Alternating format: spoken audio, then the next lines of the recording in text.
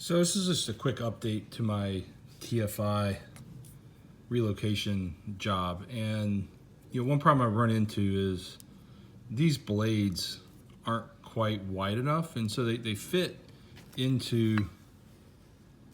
right into those plugs, but sometimes they slip out. They're not being held in there as tight as what I would like. And so I'm trying to, I'm going to replace all these blades and ensure that each blade fits down in here really tight, and then I'm going to re-crimp and shrink tube this. So that's one fix. But the other thing is I want to be able to hold down the wire. And so what I did was I got one of these plastic hold downs from Lowe's, and then I got some it's just some Harbor Freight double-sided tape, and I just put probably like 8 or 9 layers of double-sided tape in here. And the last layer I kept the paper on, and then I used a razor blade to trim the edges there. And so what you get is something that looks like that. And what we're going to do is put the wire through this, but I'm going to bolt it down into one of the original TFI module holes, and that'll hold that wire right there in place. Now, I think Demon Fox did something similar on his TFI relocation. So I've been, ever since I seen that, I've been trying to figure out a way to do this. But otherwise, your wire is just hanging, at least on the SVO, vertically. So it comes straight up into this, and the wire's just dangling. So any vibration is going to cause this thing to fall out. So I highly recommend this addition onto this. Again, it's going to bolt like through that. It'll hold that wire perfectly in place. This is a great location for this. And then you've got the foam tubing in there to put some pressure on these wires to kind of hold them in place. That way, if there's any tug on the wire, any vibration or movement, a lot of that movement is going into the clip, and that clip's not going to move. All right, so just a quick tip for today. I did end up changing my distributor out because I still had starting issues periodically, and I believe it was this PIP sensor. Maybe one additional tip, if you're ever going to replace this PIP sensor, is when I was putting this, I had to take the gear off. And to get the gear off, you've got to knock this push pin out. And you'll notice that little push pin sticking out there. Well, I push that out, pull the gear off, and then I'm able to pull this out and replace the PIP sensor, put all this back in, put the gear on, and then I misaligned the hole. It looked like it was aligned on this side, but as you roll around here, you'll see that this hole is not quite aligned. And that's a mistake I made setting this up. I thought I was good to go because this side I could see light all the way through, no misalignment. I pounded this pin in, and it worked great until I hit the other side of the wall, and at which point the pin blew out. So, I could have tried to fix this and everything, but I was just like, forget it. I'm just going to go get another distributor. And who was it? O'Reilly's actually sold a distributor that did not come with a TFI module, so it saved me some money.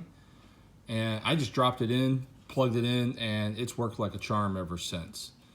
The other thing, I got some other footage too of when I was switching this. There's actually 2 different types of distributors that Ford makes.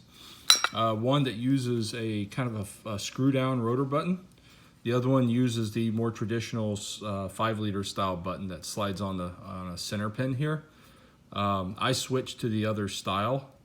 It really doesn't make a difference. It's the same PIP sensor and everything inside. It's just a different rotor button and different cap. So actually the same cap, just different rotor button and distributor. So just a couple quick updates. We're getting ready for Foxtoberfest. No major changes to the car. Maybe I'll just show you real quick. All right, hold on, hon. So, yeah, I mean, trying to think no major changes. There was a box down here that we took out. This is like a voltage regulator box. Although if you run the part number, it looks like a distributor box, but I believe it's a voltage regulator. So that's come out. I've got to get rid of this wiring. We are having a problem here on this turbo. This is actually a V-band flange that comes on the Holsets.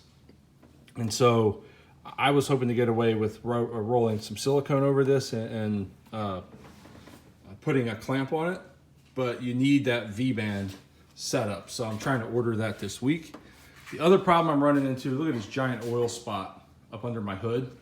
You can see this hood used to be red at some point. But because of all the boost that I'm running, I'm blowing oil somewhere. I can't see exactly. I think it's down in here on the valve pan cover.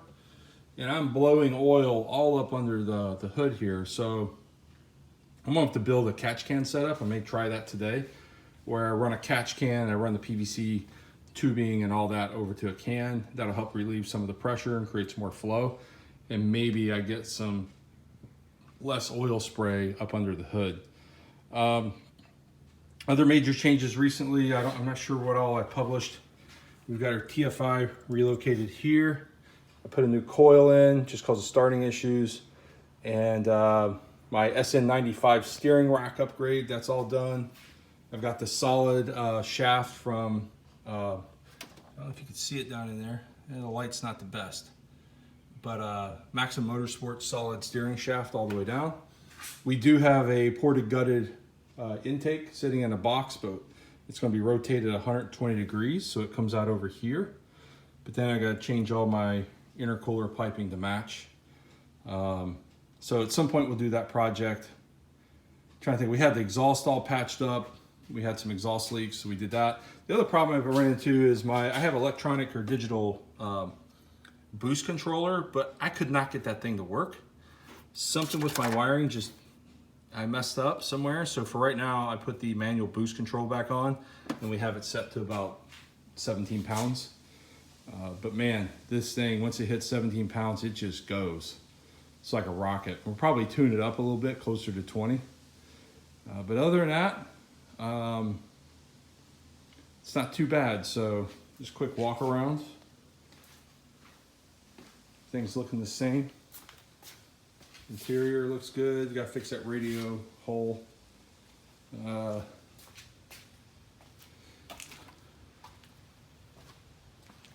We might wet sand and buff it, but I don't think I'm going to get to that point for Foxtoberfest. But any of you guys going to be there, we'll definitely be there. Me, my wife, and probably my son. Yeah. Anyway, that's a quick update. So, you know, check out some of my other videos if you're into the SVO stuff. Like and subscribe. I don't post a lot, but when I do, you might get something interesting. Have a good one, guys.